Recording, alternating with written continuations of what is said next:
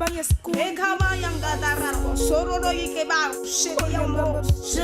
ne suis plus le même.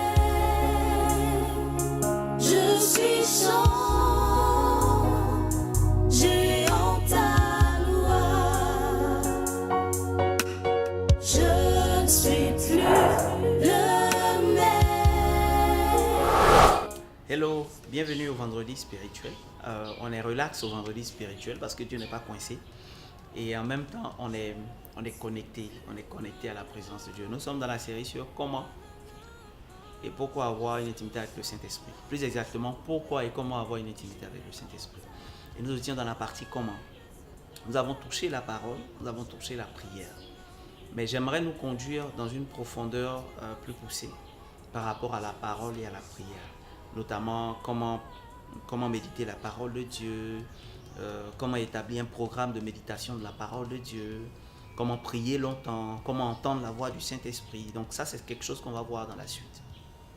Et aujourd'hui, particulièrement pour préparer cela, je veux nous ramener justement à la réalité de la parole qui est essentielle. Vous voyez, Jésus était en train d'être tenté par le diable après ses 40 jours et 40 nuits de jeûne. Et à un moment donné, Satan va lui présenter une tentation et Satan va lui dire, ben écoute, voilà à manger, tiens, mange et tout. Et Jésus va répondre en disant que l'homme ne vivra pas seulement que de pain, mais de toute parole qui sort de la bouche de Dieu. Wow. L'homme ne vivra pas seulement que de pain, mais de toute parole qui sort de la bouche de Dieu. En fait, la notion de la vie, et nous l'avons déjà vu, ce n'est pas juste une notion de vie physique. Donc l'homme est un esprit fait à l'image et à la ressemblance de Dieu, ayant une âme qui en fait manifeste ses sentiments, ses émotions, son caractère, et vivant dans un corps. Donc lorsqu'on dit que l'homme ne vivra pas seulement de pain, mais de toute parole qui sort de la bouche de Dieu, ça veut dire quoi? Ça veut dire que l'homme, pour vivre, c'est vrai, aura besoin de pain, mais aussi aura besoin de parole de Dieu. Et la parole de Dieu va servir à nourrir certes le corps, parce que nourrissant l'esprit et l'âme qui vivent dans le corps, mais la parole de Dieu permet de nourrir la vie, la destinée de la personne.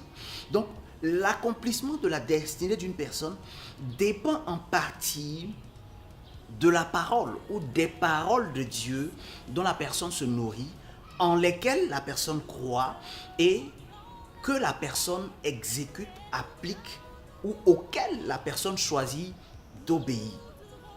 Donc le fait d'être en communion avec la parole de Dieu, le fait de méditer la parole de Dieu nous permet d'être connectés à Dieu et de vivre la vie pleine et abondante que Dieu se promet de nous donner dans Jean chapitre 10, le verset 10. Il dit, je suis venu afin que mes brebis aient la vie et qu'elles aient la vie en abondance et qu'elles aient la vie avec abondance.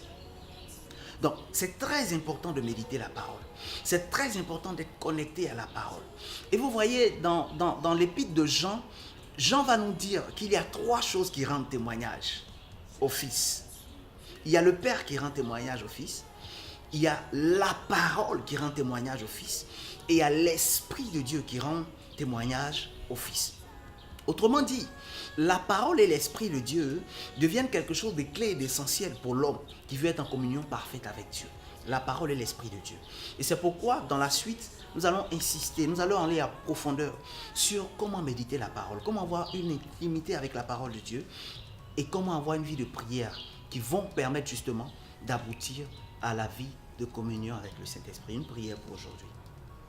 Père, je te demande aujourd'hui, en te rendant grâce pour la vie que tu m'as donnée, je te demande la capacité à être discipliné.